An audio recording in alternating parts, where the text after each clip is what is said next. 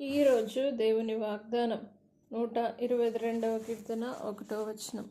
యెహోవా మందిరమునకు వెళ్ళుదమని జనులు నాతో అనినప్పుడు నేను సంతోషించి తిని.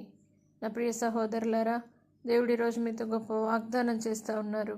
దేవుని మందిరమునకు వెళ్ళుదమని జనులు మీతో అనినప్పుడు మీరు సంతోషించేవారిగా ఉండాలని దేవుడు కోరుతూ ఉన్నాడు. కుటుంబ సమేతంగా ఇరుగు పొరుగు వారందరితో కలిసి దేవుని సన్నిధానానికి రావడానికి మనం ఎంతో సంతోషం వ్యక్తం చేసేవారిగా జీవించాలని దేవుడు సెలవిస్తూ ఉన్నాడు. ఆయన మందిరానికి వెళ్ళినప్పుడు, ఆయన మందిరానికి వచ్చినప్పుడు తప్పక దేవుడు గొప్ప ఆనందాన్ని ఇస్తాడు. ఆయన సన్నిధిలో సంతోషం ఉంటుంది. ఆయన సన్నిధిలో గొప్ప అద్భుతాలు పొందుకొని వెళ్తారు. కాబట్టి ఈ దినమే ఆయన సన్నిధానానికి రండి. ఆయన గొప్ప కార్యాలు చేసే దేవుడు.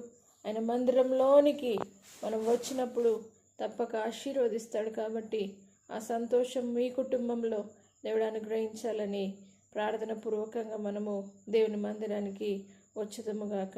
నా ప్రియ సహోదరులారా, మీ దుఃఖమంతా దేవుడు మందిరంలో నుండి తీసివేసి సంతోషగానముతో వెళ్ళేలా దేవుడు చేస్తాడు.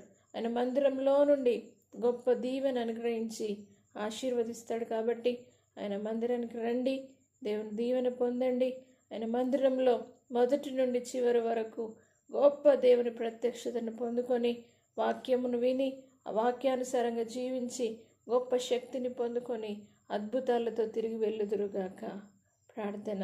పరిశుద్ధుడా, నమ్మదగిన దేవా, నీ మందిరంనకు వెళ్ళుదామని జనులు దేవ భక్తునితో అనినప్పుడు అతను ఎంతో సంతోషించాడని దేవాని స్తుతిని కీర్తనకాడు రాసిన విధంగానే ప్రతి ఒక్కరు వారి జీవితంలో మందిరానికి వెళ్ళుట ద్వారా సంతోషం, సమాధానం, ఆశీర్వాదం, ఐశ్వర్యము పొందుదామని, గొప్ప దీవెన పొందుతామని ప్రతి ఒక్కరు తెలుసుకుందరుగాక. నీ మందిరానికి వెళ్ళుట ద్వారా దేవ గొప్ప సమాధానం ఇస్తానన్నావు. నీ మందిరంలో నుండి ఆశీర్వదిస్తానన్నావు. నీ మందిరంలో స్వస్థపరుస్తానన్నావు. నీ మందిరంలో నిట్టూర్పంతా తీసివేస్తానన్నావు.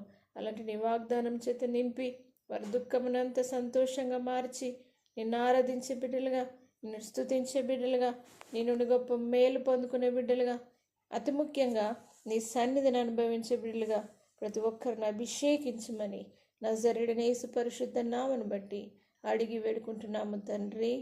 ఆమేన్.